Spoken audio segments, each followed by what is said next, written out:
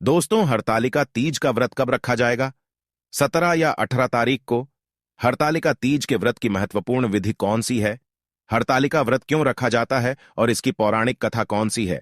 हरतालिका पूजन का शुभ मुहूर्त कब है? आइए जानते हैं आज की प्रस्तुति में हरतालिका तीज से जुड़े महत्वपूर्ण नियम। नमस्कार, आपका स्वागत है। दोस्तों, सनातन धर्म में पति और पत्नी का रिश्ता बहुत ही पवित्र माना जाता है और पति पत्नी जीवन के अंत तक इस रिश्ते को निभाते हैं। पतिव्रता महिलाएं अपने पति की लंबी उम्र के लिए तथा परिवार में सुख शांति बनाए रखने के लिए व्रत और उपवास करती है। हरतालिका तीज का व्रत सभी व्रतों में सबसे अधिक महत्वपूर्ण माना जाता है। प्रतिवर्ष भाद्रपद मास के शुक्ल पक्ष की तृतीया को हरतालिका तीज का व्रत रखा जाता है। इस दिन सभी विवाहित महिलाएं अपने पति की लंबी उम्र की कामना से निर्जला व्रत रखती हैं और भगवान शिव तथा माता पार्वती की पूजा करती है। इसके साथ ही अविवाहित कन्या भी इस व्रत को रखती है और भगवान शिव से मनचाहे वर की कामना करती है। हरतालिका तीज हरियाली और कजरी तीज के बाद मनाई जाती है। पौराणिक कथा के अनुसार हिमवान की पुत्री माता पार्वती ने भगवान शंकर को पति के रूप में पाने के लिए बालकाल में हिमालय पर्वत पर अन्न त्याग कर घोर तपस्या शुरू कर दी थी। इस बात से पार्वती जी के माता पिता काफी परेशान थे।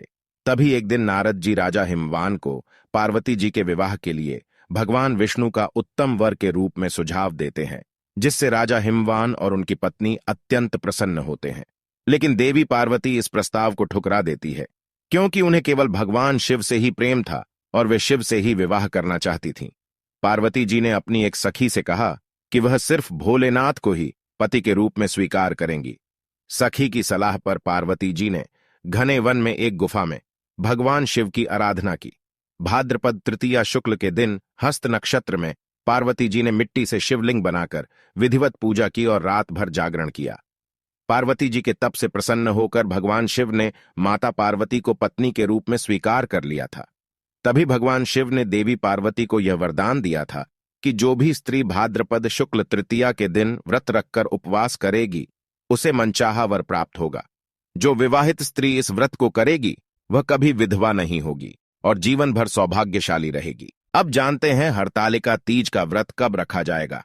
ज्योतिषियों के अनुसार हरतालिका तीज का व्रत रखने के लिए 18 सितंबर का दिन शुभ रहेगा। 17 सितंबर के दिन 11:08 पर तृतीया तिथि आरंभ हो जाएगी, जो अगले दिन दोपहर 12:39 तक मान्य रहेगी।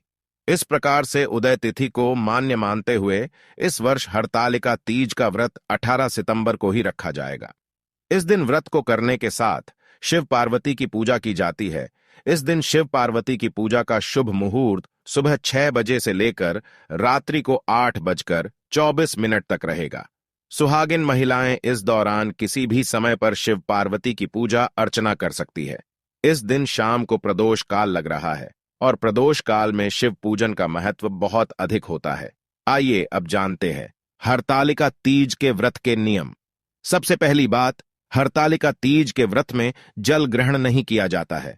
अगले दिन सुबह पूजा के बाद ही जल पीकर व्रत का समापन करने का विधान है। हरतालिका तीज का व्रत एक बार शुरू करने पर इसे छोड़ा नहीं जा सकता। हर साल इस व्रत को करने का विधान है। कम से कम 5 वर्षों तक इस व्रत को करना चाहिए। हरतालिका तीज व्रत के दिन रात्रि को जागरण जरूर करना चाहिए। रात भर जागरण करके शिव पार्वती की कथाएं, शिव पुराण का पाठ करना चाहिए। इससे शिव पार्वती अत्यंत प्रसन्न होते हैं। हरतालिका तीज व्रत के दिन पति पत्नी को शारीरिक संबंध नहीं बनाना चाहिए। इस दिन दोनों को ही पवित्र रहना चाहिए, अन्यथा व्रत का खंडन होता है। तीज के व्रत के दिन महिलाओं को श्रृंगार करना चाहिए। इस दिन मांग में सिंदूर जरूर लगाना चाहिए। इससे माता पार्वती अत्यंत प्रसन्न होती है। हरतालिका तीज के दिन काले रंग के वस्त्र नहीं पहनने चाहिए। इस दिन महिलाएं काले रंग की साड़ी न पहने, ऐसा करना अशुभ होता है। साथ ही महिलाओं को सफेद रंग की साड़ी भी नहीं पहननी चाहिए। इस दिन लाल, गुलाबी अथवा हरे रंग की साड़ी पहनकर ही पूजा करनी चाहिए। ये रंग सौभाग्य के प्रतीक माने जाते हैं। आइए अब जानते हैं हरतालिका तीज व्रत की पूजन विधि। हरतालिका का तीज व्रत 18 सितंबर को ही रखा जाएगा। 18 सितंबर को 11:31 के बाद रवि योग और इंद्रा योग का निर्माण हो रहा है। इसीलिए 11:31 के बाद कभी भी पूजा कर सकते हैं। शास्त्रों के अनुसार हरतालिका तीज की पूजा सूर्यास्त के बाद प्रदोष काल में करना सर्वोत्तम फल प्रदान करती है। इस दिन पूजा के लिए भगवान शिव, माता पार्वती और भगवान गणेश की रेत की अथवा काली मिट्टी से बनी प्रतिमा हाथों से बनाई जाती है। फिर उत्तर दिशा में पूजा स्थल का निर्माण करके लकड़ी की चौकी को फूलों से सजाकर उस पर केले के पत्ते बिछाए और उस पर भगवान शिव, माता पार्वती और गणेश जी की प्रतिमा स्थापित करे। फिर भगवान शिव, पार्वती और गणेश जी का षोडशोपचार पूजन करे। इस व्रत की मुख्य परंपरा के अनुसार माता पार्वती जी को सुहाग की सारी वस्तुएं चढ़ानी चाहिए।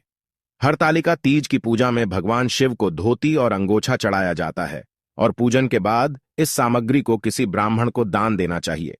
पूजन के बाद रात्रि को जागरण करना चाहिए और शिव पुराण का पाठ करना चाहिए तथा व्रत की कथाएं सुननी चाहिए।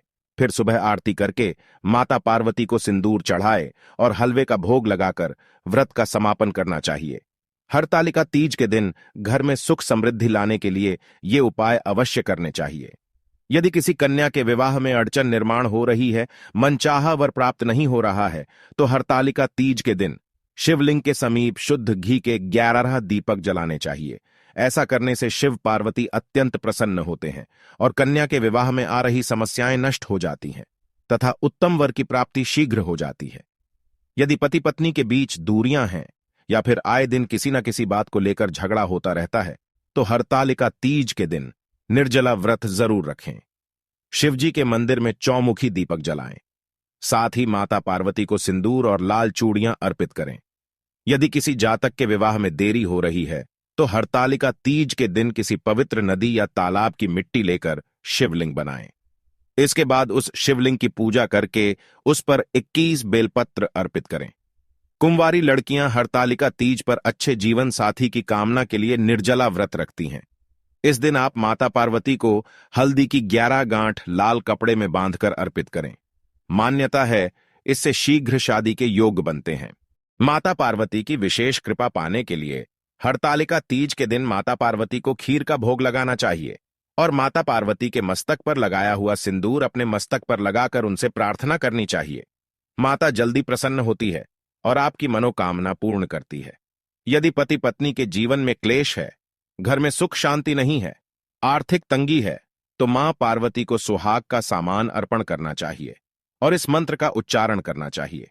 इससे शीघ्र ही सभी दुख समाप्त होते हैं, घर में सुख शांति आती है और पति पत्नी में प्रेम बढ़ता है। ओम ह्रीम क्लीम वाग्वादिनी भगवती मम कार्य सिद्धि कुरु कुरु फट स्वाहा। इससे हर मनोकामना पूर्ण हो जाएगी। मां पार्वती की कृपा पाने के लिए इस मंत्र का उच्चारण जरूर करना चाहिए। ओम उमा महेश्वराभ्याम नमः। इस मंत्र का प्रयोग करके इस दिन 11 माला का जप करना चाहिए। मां शीघ्र ही प्रसन्न होती है। तो दोस्तों, इस प्रकार से हरतालिका तीज का व्रत रखकर माता पार्वती और भगवान शिव की विधिवत पूजा अर्चना करें। उम्मीद है आपको यह जानकारी अच्छी लगी होगी। वीडियो को लाइक जरूर करें और कमेंट में ओम नमः शिवाय और जय मां पार्वती जरूर लिखें। साथ ही चैनल को सब्सक्राइब करें। आप सभी का धन्यवाद।